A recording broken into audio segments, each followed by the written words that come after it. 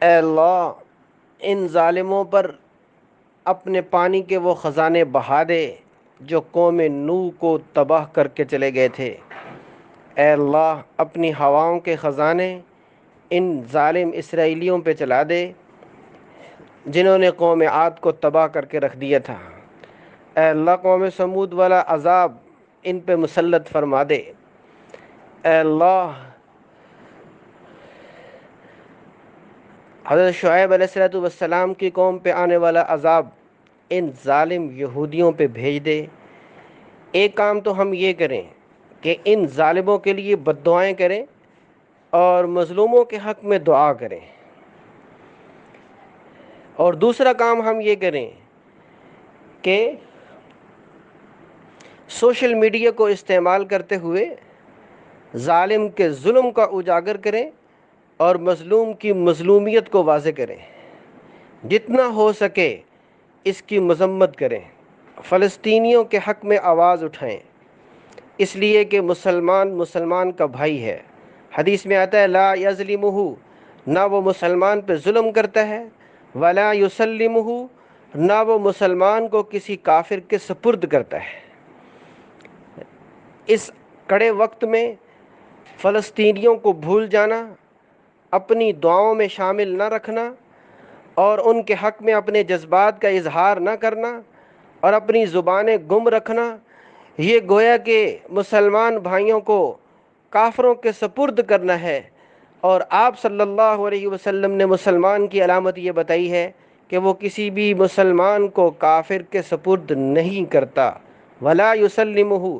اب ہم نے سوچنا یہ ہے کہ ہم مسلمان ہیں تو ان سے علیحدہ نہیں ہو سکتے، وہ مسلمان ہیں تو ہم ان سے علیحدہ نہیں ہو سکتے۔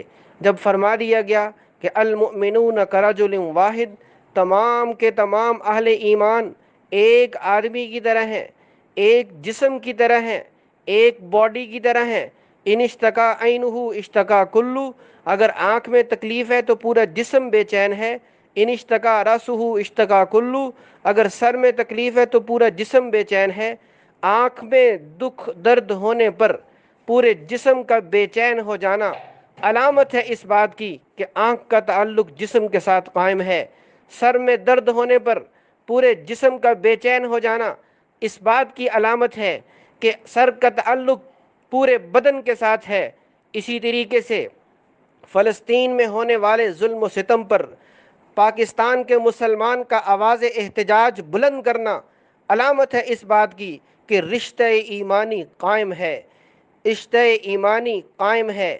اس رشتے کو ثابت رکھنے کے لیے، کفر پر یہ بات واضح کرنے کے لیے کہ مسلمان مشرق میں ہو یا مغرب میں، شمال میں ہو یا جنوب میں، یہ آپس کے اندر ایمان کی بنیاد پر وحدت کی لڑی میں پڑے ہوئے لوگ ہیں، تو اس لیے ہمیں ان کے ساتھ یکجہتی کا اظہار کرنا چاہیے، اپنی دعاؤں کے اعتبار سے بھی اور سوشل میڈیا کے استعمال کے اعتبار سے بھی۔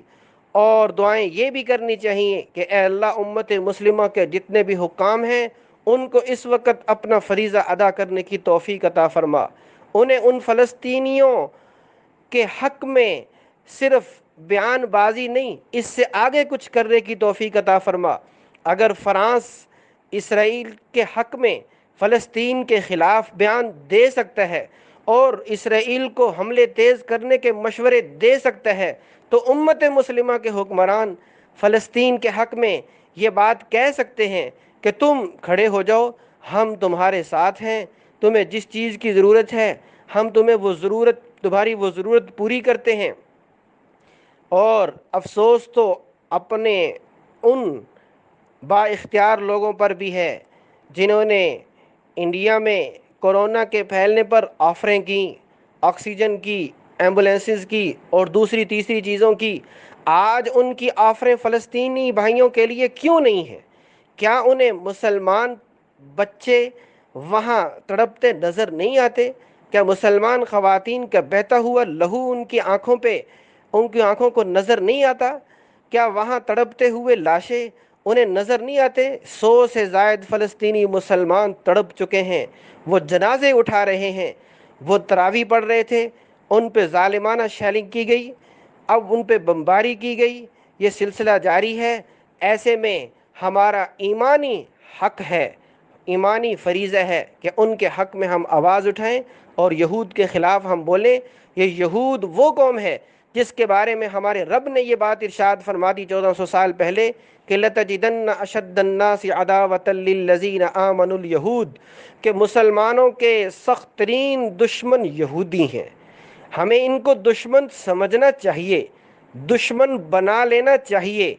لہٰذا کوئی بھی شخص اپنے دشمن سے بے خبر نہیں ہوا کرتا، غافل نہیں ہوا کرتا۔ ایک ہوشیار اور بیدار مغز مسلمان کی حیثیت سے ہمیں یہود کی تاریخ سے واقف رہنا چاہیے اور اس وقت ان کے ظلم کے خلاف جتنا ہو سکے آواز احتجاج بلند کرنی چاہیے۔ اللہ تبارک و تعالی ہمیں یہ فریضہ ادا کرنے کی توفیق عطا فرمائے۔